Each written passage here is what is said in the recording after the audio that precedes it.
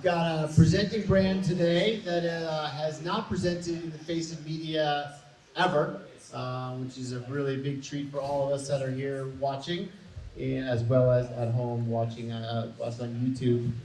Just a quick side note here. If you're ever at a wedding and you're drinking scotch and smoking cigars in the Hamptons with a good friend of yours, and all of a sudden you strike up a conversation with someone that you've never actually ever met before, continue the conversation, because it actually could lead to something as exciting as this. So Scott and I met in the Hamptons at Jimmy Chin's wedding. Yep. I think we stayed up a little too late that night, but that led to a great relationship and conversation, and Meteorite's honored to be working with LifeLabs to help launch their brand. So without further ado, Scott Miller. And thanks for that fun night in the Hamptons. It was quite a crew. Kit DeLorean, Yeah, that was a blast. Bernard. It's crazy. I'm Scott Mellon, and I'm the CEO of LifeLabs Design. We're a startup that was founded in late 2020 by Professor Yi Chu. He's the head of nanotechnology and advanced materials at Stanford. He's now the Precourt Institute of Energy lead at Stanford as well. I've had the honor to have been selected by Yi to run this business, but I'm surrounding myself with the best of the best in the industry. So obviously from Hendy's assistants in outdoor PR to Katie's assistants and kind of our global PR strategy. JJ Collier has joined me in design. Graydon just joined as well. Thank you guys. Tara has joined us as the head of our global brand marketing. And then we've got an awesome identity partner in Burger and Four. They're here in Boulder. And there's a few other candidates actually in the room. And then Ryan Lee, who many of you guys know. Ryan lives here in Boulder, and he's been working on our luggage program as well. So, I just want to start with a little bit of a personal story. So, in the world of people, I've kind of synthesized things down to there's builders and there's fixers. I'm a builder. I like building things. And so the opportunity to build a business from scratch, build it from really the ground up, is an amazing opportunity, particularly when you are presented with a portfolio of patents and surrounded by such great talent, as well as our science team back in Palo Alto, which is all PhDs. And the story, actually goes back a little bit. So we can flip to the next slide. The origin of LifeLabs is really a climate change story. And what I find in building brands is that I really like to have some tension in the room. I like to have an enemy. I like to have a target. It helps us focus. It helps us frame up the objective a little bit more concretely. And so when I think about who is LifeLabs' competitor, it's not even the brands in this room. It's not even brands that exist in the outdoor space. It's climate change. And so I just want to open with a little video that frames that for you.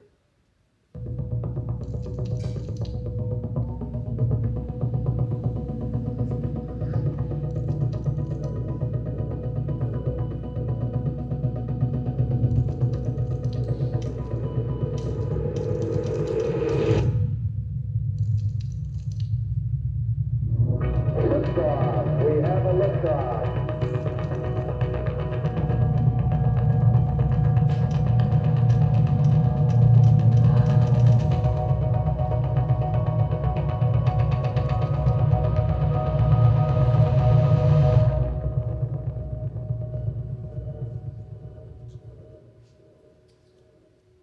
So that's the setup, right?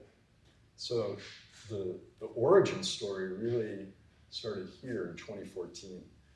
So the EPA, the Environmental Protection Agency, which ironically was set up by Richard Nixon in the 70s, the EPA publishes a longitudinal study called the National Human Activity Pattern Study. And it essentially codifies how human beings spend their time. What are their activities? How do they move through the world? the Department of Energy reacted to findings in this study, and they issued a grant to Stanford University through their ARPA-E program. So ARPA, the Advanced Research Projects Agency, is essentially a public venture capital fund. It looks at problems in the universe and it funds universities or individuals to solve that problem. So you're probably familiar with DARPA, probably seen it in movies, whatever. This is different. So ARPA-E focuses on energy-related problems. And the problem it was trying to solve on the next slide is that we spend 87% of our life indoors. We spend 6% of our life commuting, air, sea, bus, bike, airplanes predominantly. And we spend 7% outdoors. It seems kind of funky, like we all have a little bit different relationship with the outdoors, at least I do for sure. But in reality, this is America, this is mankind. Like we spend our time indoors. And the Department of Energy was reacting to that indoor piece because 42% of post-construction building energy costs is the HVAC system. So it's running your heat in the winter and it's running your air conditioning in the summer, which clearly we don't have any of in this room, which is fine. And it's like equatorial hot outside today, so really kind of a nice setup for our conversation. And so ARPA-E issued this grant to Stanford University. Dr. Yi received the grant. And if we can flip the slide, the professor put his 87 PhDs on this project. And essentially, they papered a concept. They papered a concept of textiles. Textiles as energy transformation. Textiles that would allow you to turn your thermostat down. And the theory here, which was papered in 2016, but then it took 4 years to actually create proof of concept textiles. The theory was, if we can flip a slide, that if we can use textiles for energy transformation, we can move those into apparel, right?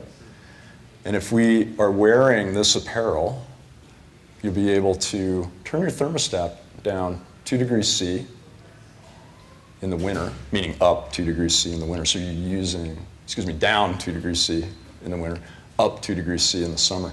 That 4-degree spread will save 6,000 pounds of carbon per year per household. So this doesn't even go into the realm of office building energy costs. And so that's a big number. So if 4 of us are wearing this clothing in a house, 6,000 pounds of carbon saved a year. So that doesn't scale very much. So we had to bring a commercial strategy to that notion. And so what we've done from the commercial side is we had to build a brand. Like I told you before, I like building stuff. So this is the fun part, building the brand and building product. So on the next slide, we came up with this purpose. And I think the purpose is the guiding light of any brand. So if you don't have a purpose in your company, build one. And so the purpose is to allow humans to live more comfortably, basically at the skin level, and for people to use less energy. And we believe that purpose scales really nicely globally. And the way that we're going to do it from a mission perspective is we're going to surround people in what we call a life system. And the life system on the next slide we define as these 5 dimensions of your life: sleep, work, sport, mobility, and your home. And our textile solutions can be utilized in all 5 dimensions of your life. We're going to focus as a company on the left-hand 3 in blue. And we're looking for licensing partners in the white balls, because I don't know how to make a car. I like to build things, but that's kind of out there. So let me take you from life systems into some technology, if we can go. What we really believe is this idea of science and design has this beautiful opportunity to solve problems. So I'll just tell you a buy story. So I went out and visited Dr. Yi early days, and he showed me the textiles and the product that the team was developing. Granted, these are all PhDs and scientists and like super smart people.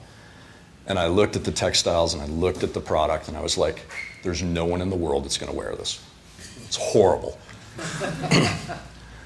But there was this science in there. And I could see that if we could move from science to the consumer, change the brief, let them work against premium textiles, let them work against premium constructions, that we had a very, very cool science-based solution, but we had to marry the design into it, which was step one.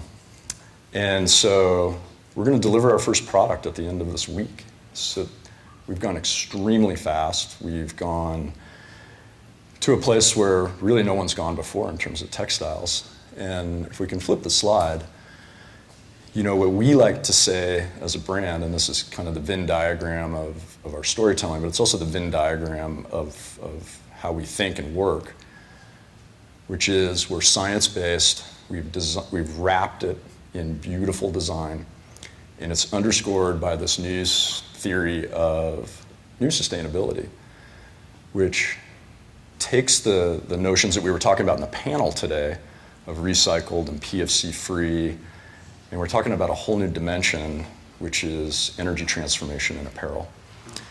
And when you hear the words energy transformation, you probably think Tesla and electric cars, or solar and battery storage for electricity in my home, or solar. And this will be the first time that anyone's put apparel into the same conversation around energy transformation. So if we get into the tech a little bit on the next slide, what we're really talking about are core textiles, and on the following slide, that do two things. These are two different techniques. One warms you, and it provides a boost of plus 10 degrees centigrade, or about 18 F. And we have a second technology that cools you continuously at the skin level by minus 2 degrees C, or about 3.8 degrees Fahrenheit, which at the skin level provides an unbelievable benefit. And so what we like to say is Cool Life is the best textile and the first textile for a warming planet. And our warming solution creates extremely thin, drapable, highly durable warming techniques. So I can get into it a little bit. We're not going to go super deep on it. My strategy team has said, don't go super deep. Because we're going consumer facing on October 1st, and she said, don't go deep. So she wants to save some bullets for that moment. So if we can flip a slide, let's just get into some numbers here for a second. So if you think about the traditional stack of an insulated garment, you've got shell A, you've got insulation, your choice, and you've got shell B. And what we've found is that by reflecting infrared radiation back to the user in a highly reflective material that's a nanoporous aluminum that is propagated across the width of the fabric at 50 nanometers, we can boost the Clo value, which is the measure of thermal resistance or how warm a jacket is, by nearly 30%. And so you have a choice then. Remember we were talking about the Rubik's Cube of product design? So we can either be 30% warmer than any other product in the marketplace for the same insulation stack, or we can be 30% lighter, 30% less expensive, and 30% more wearable. And so we have a lot of levers that this technology gives us. We can apply it into shell materials to create a reflective shell which instantly warms you. Shells don't do that today. They're vapor barriers. And so that's kind of the performance benefit. The sustainability benefit is when you use 30% less insulation, your manufacturing sustainability drops by nearly 30% or 28%. And your CO2 emissions drop by 18% because you're using less material, less build, less raw goods or recycled goods to make the same warmth. And that's a huge benefit to people and planet. So let's flip to CoolLife for a second. Well, I guess we're going to show you a little bit of the reflective material on the right-hand side if you can press play. The material is full four-way stretch. It's breathable. It's a nanoporous AL finish. And it's facing the consumer, so it creates this infrared reflectivity between you and the shell A product in the garment. That's next to skin. It could be next to skin, or it could have an insulation behind it and a shell B. So there's multiple ways to stack it, Hindi. Next slide, we'll talk on cooling. So the performance benefit's kind of obvious here, right? So our CoolLife textile, and this is a yarn-based technique versus WarmLife, which is a finishing technique. The yarn-based technique we can use in next to skin products, second layer products, etc. What it essentially allows is for all the infrared radiation, which we are all emitting right now, and we emit every second of every day, to escape through the fabric. But it's not a mesh, it's not sheer, it's not see-through.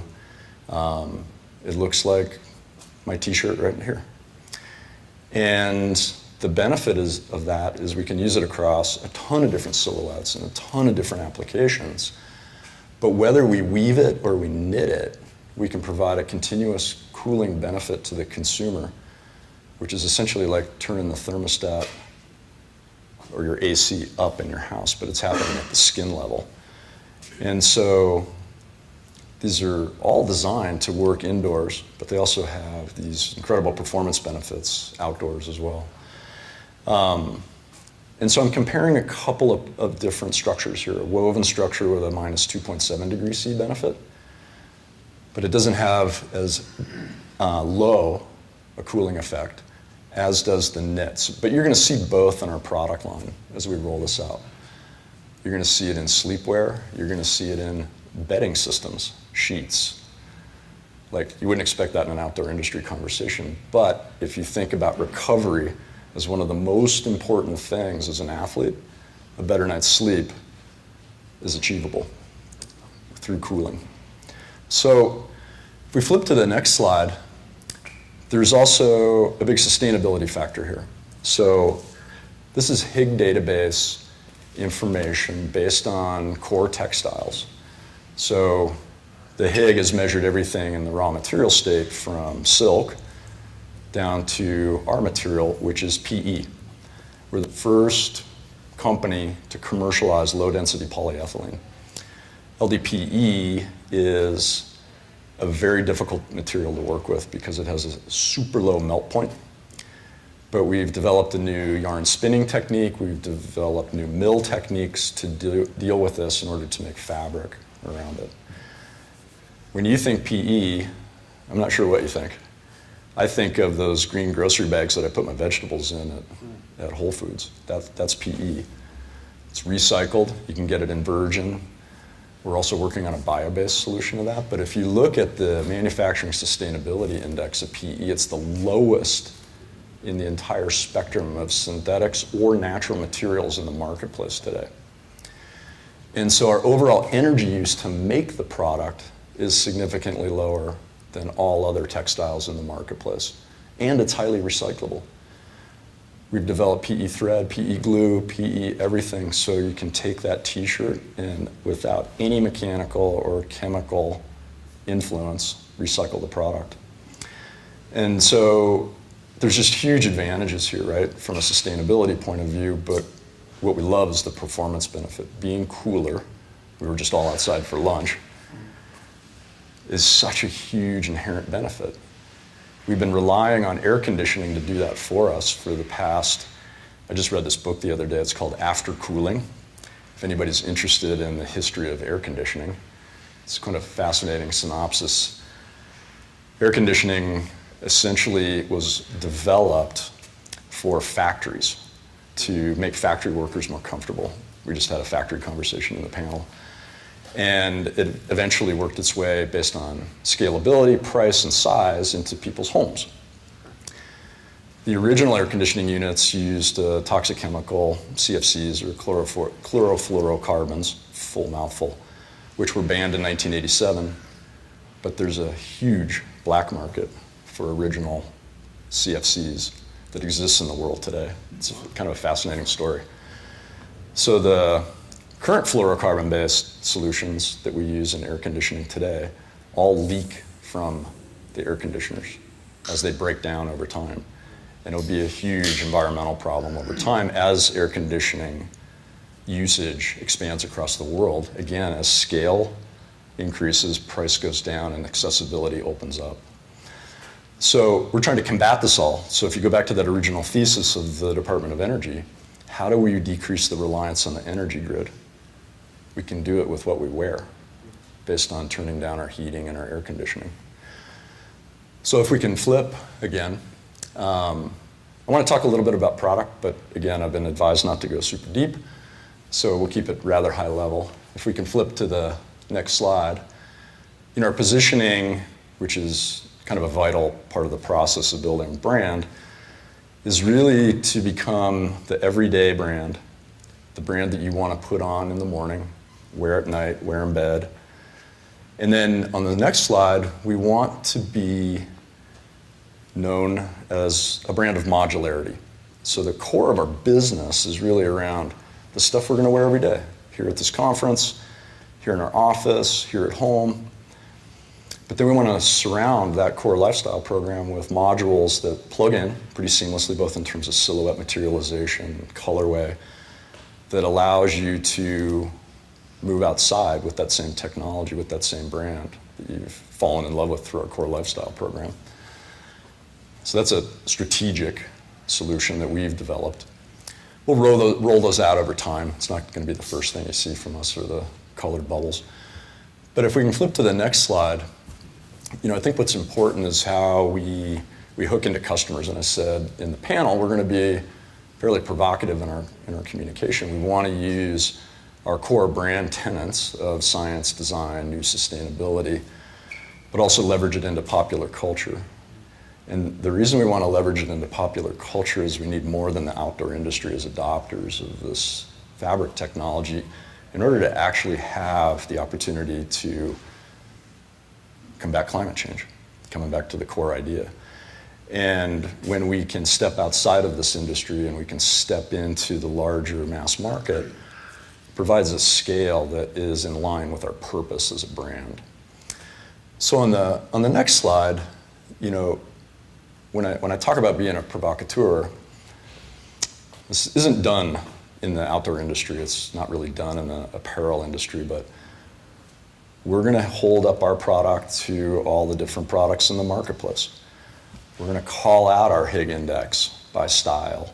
We're going to call out our CLO values and measure those against competitors because it's important data for the consumer. So the opacity of a lack of information, we're going to break that down and we're going to make sure the customer knows what the truth is in product. That's how we hook in to the consumer. And then finally, this notion of new sustainability and the hook into the consumer through apparel as a tool for energy transformation will be deployed through a collection that we call 72 hours. It's everything you need for Friday, Saturday, Sunday, work, sleep, sport. And so we'll touch a variety of different silhouettes, different solutions using both warming and cooling techniques. If you don't mind flipping to the next, our friends at Burger & Four, based here in Boulder, have done a beautiful job creating an identity system for us, creating a color system, creating on-product branding that we're super proud of. And if we can roll forward, we've also taken the tightness of that identity system, which has to be global. It has to be easily understood and identified, both on product and in product, and eliminated all product hang tagging, completely transformed our packaging strategy, which is on the next slide, sir. PE-based, compostable-based. Because we don't have a legacy supply chain, we can make those choices right now. Just like we can make choices around software and systems and people, we can make these choices that are really thoughtful and good for the planet today, and they become the incumbent technologies in our supply chain forever. So I'll leave you with a very high level of our brand. I haven't shown you a single product. Because I think on the next slide, what you'll see in this concluding video is really kind of the full thesis of the brand, if I haven't explained it well. The video does an awesome job. Editors always do better than speakers. So if you don't mind playing, sir. The effects of climate change are well documented and well understood. And as a collective community, we can absolutely influence climate change as we know it today. But we all have to make that personal choice.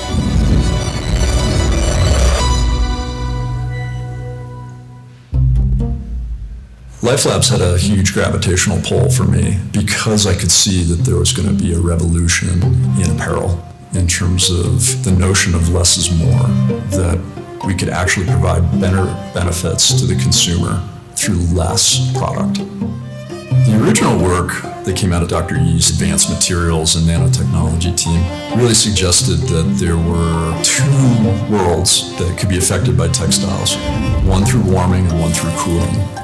And as the team got into that work, what they also realized is that the material solutions for both techniques were also some of the most sustainable. 6 years ago, when Department of Energy called for the idea, how do we reduce building energy consumption? Because 13% of energy used in the whole world is used in the heating and cooling the building.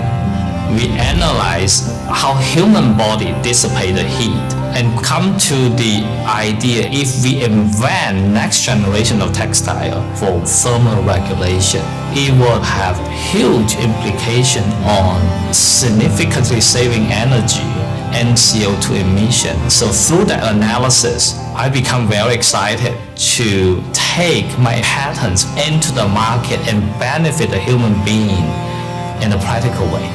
We've assembled a world-class team of designers, scientists, product developers, supply chain experts. This is the same team that has pioneered sustainability in the outdoor industry for a decade. We've assembled that team again to create a new dimension called New Sustainability. It's a new journey, science and technology going together on textiles. It brings a lot of passion from what I've done in the past, but to a different level altogether. Old sustainability is using preferred materials like a recycled or an organic version of something, using different dyes, managing your chemicals in a more responsible way. And new sustainability takes that a step further by unlocking lower personal energy use for the consumer as they wear their garment. When we use more disruptive technology to increase the energy efficiency, we'll decrease greenhouse gas emission as well as water pollution.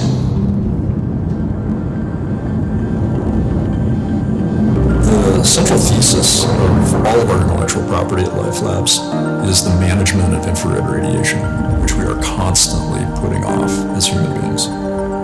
For WarmLife, we want to reflect human body heat back to ourselves. Our technology is different from competitors, really due to the very thin layer of nanoporous metallic coating that can reflect infrared very effectively, at the same time maintain amazing breathability. That is very effective because it only requires very thin fabric, and we were able to achieve the same warmth by using 30% less of the material required in a bulky jacket. WarmLife provides a plus 10C benefit over conventional fabrics in terms of overall performance. If you've got a lighter garment, it's more packable, it's easier to wear, and we're using less material. 6 years of intense research and development has allowed us to become the first brand in the world to develop PE-based yarns. CoolLife is the only textile in the world that actually allows all the heat that you generate to escape through the fabric rather than trap it, making you cooler continuously all day long. The minus 2 degrees C cooling effect is nearly 4 degrees Fahrenheit, which is like turning your bedroom temperature down from 72 to 68. You're gonna have a better night's sleep. It's one thing to have something that really works in the lab. It's another thing to have something that's really desirable. We want people to put things on and have kind of a wow moment. You don't have to tell people that it's working, you feel it. Our scientists are bringing us all these amazing unlocks, and then we're translating that into really beautiful and perfectly fit and highly functional garments. Having a textile invention like this, I do feel a sense of urgency to have really large number of people use it and help us transition to the sustainable development of the world really fast. When you marry science and design, not only we can build a successful business, we can also make a bigger impact for the benefit of all living things on this planet. It's incumbent upon consumers to demand more from their apparel companies, that the brands that they choose are standing behind their words with actions that are truly helping to offset the huge environmental cost of this industry. I want LifeLab consumers to be recognized when others see that logo as the person who's made a choice to contribute to reversing the effects of climate change. We believe that this is a solution for every person on the planet in every dimension of their life. Probably could have just played the video.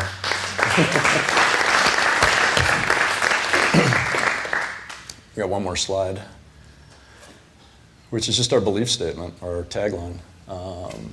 We believe in a better life through science and design. So thank you guys very much. Thanks for the audience. I probably could have just played the video and you would have gotten it, but it's always fun to tell a story.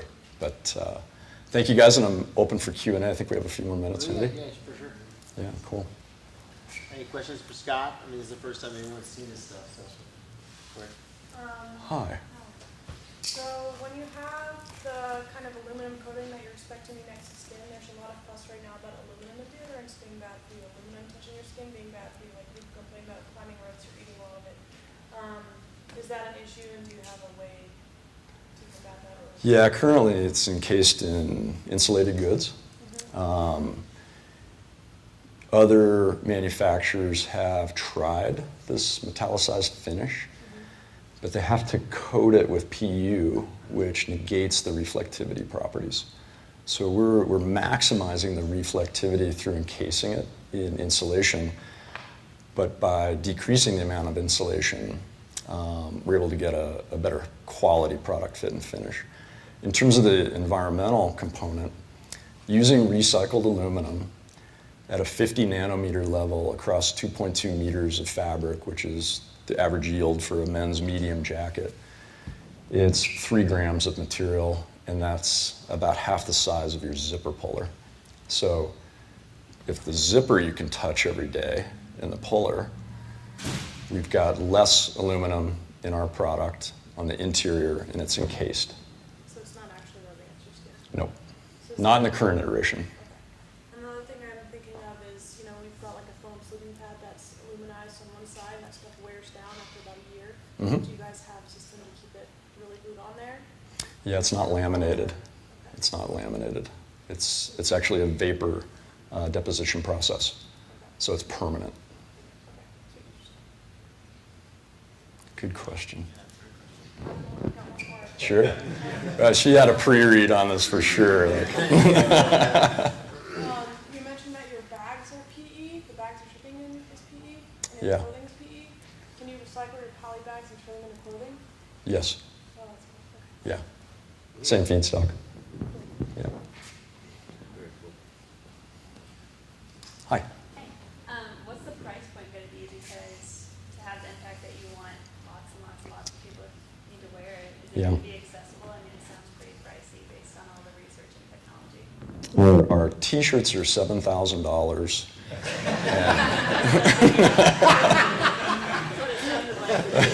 Well, we can get you a hat. If PET cotton blends, the middle of the market's $39 and merino's at $129, we're in the middle. Good question, though. Sir? If the urgency is climate change and the need is to get as many people as possible, are there any plans to license the technology at the apparel level rather than other industries? Savvy question, yes. Happy to chat about it. Happy to chat about it. Anybody else? Great questions. Give a simpler one, Scott. Yeah. What's the story of the logo? I'll let Lucian. Well,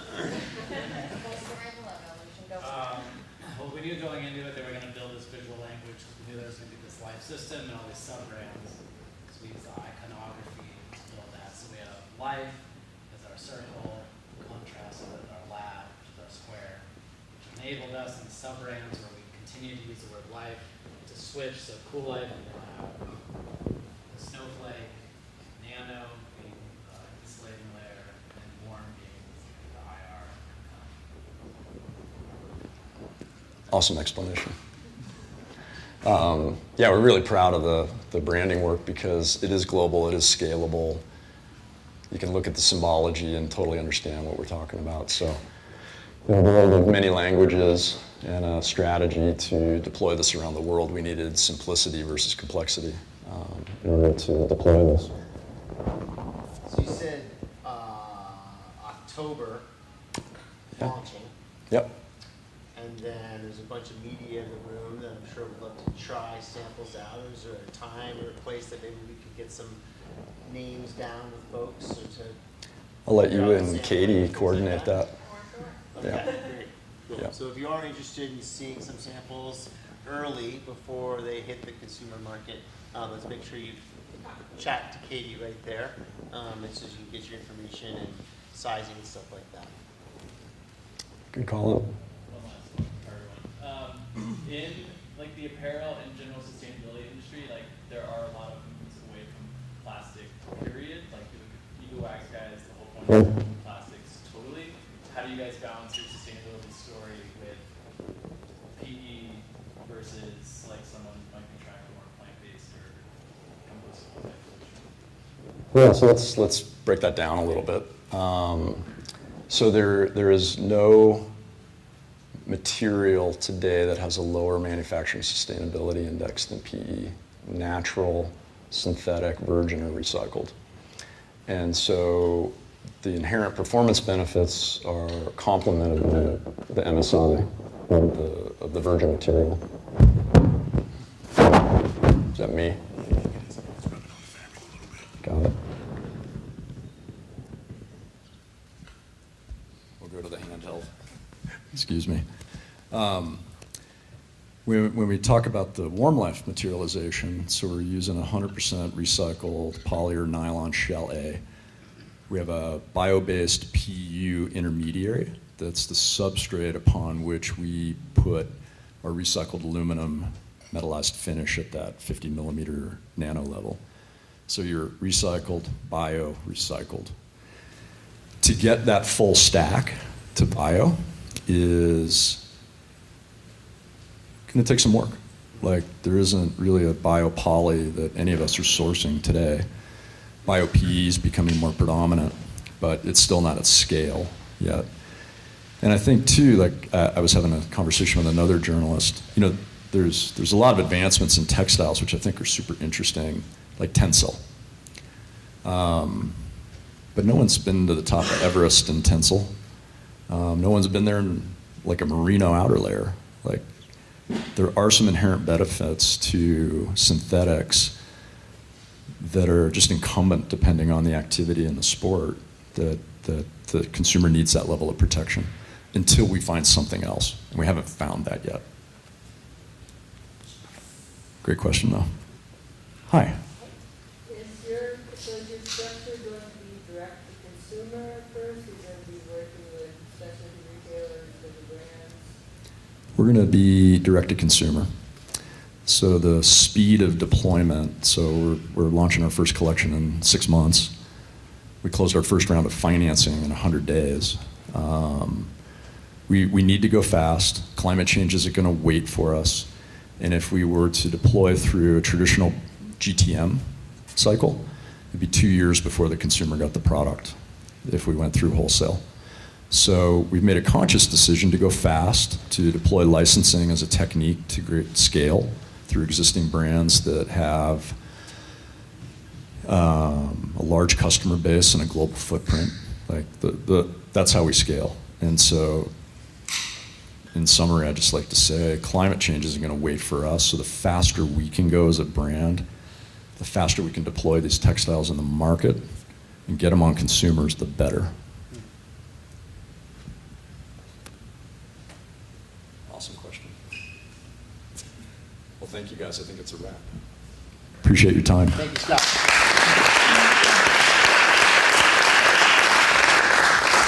And thank you everyone at home on YouTube watching. Appreciate that.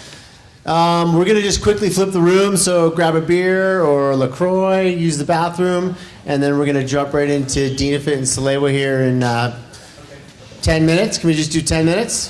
Does that work? All right, 10 minutes. Thank you.